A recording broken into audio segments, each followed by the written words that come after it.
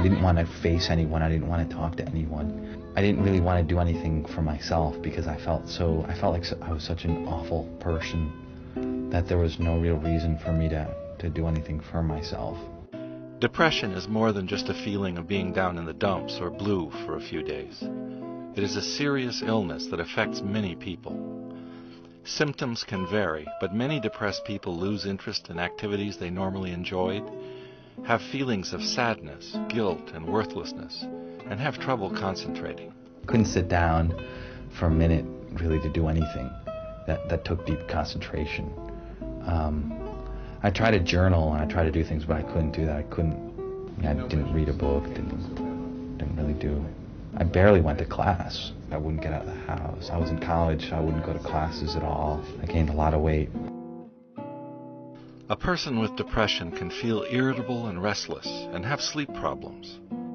Sometimes I'd sleep like only 3 hours a night because I couldn't sleep for weeks, but most of the time the opposite happened, where I would sleep 10, 12, 15 hours a day even. People who are depressed can feel numb and tired all the time. In some cases, it can even lead to thoughts of suicide. It was like I had big, huge weights on my legs and I was trying to swim and it just kept sinking. And I'd get a little bit of air, just enough to survive, then I'd go back down again. It was just constantly just fighting.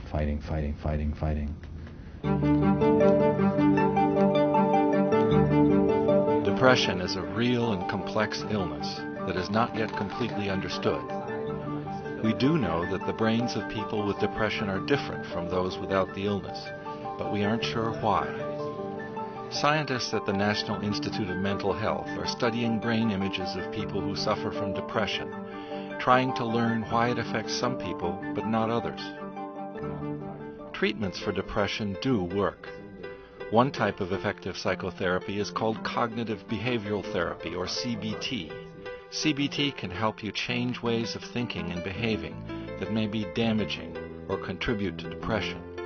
I had one really good therapist, and through her I think I started really thinking about that I did have depression. Medications called antidepressants can also help.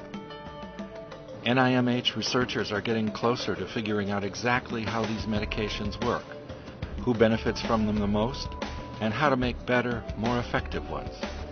For many people, a combination of medication and psychotherapy may be the best choice. Depression can be successfully treated in many people, but sometimes treatments fall short. For this reason, NIMH continues to study the genetic, biological, and environmental factors that influence depression so that new and better treatments can be developed. Other people, it became easier. I totally think it is a lot easier when people know. I think that was one of the key things that helped me do it, so that I wasn't doing it all alone. If you have depression, telling friends, family, or someone you trust, and finding a doctor or therapist are the first steps on the road to recovery. Depression treatment can take time to work, so don't give up. Read more about depression on this webpage.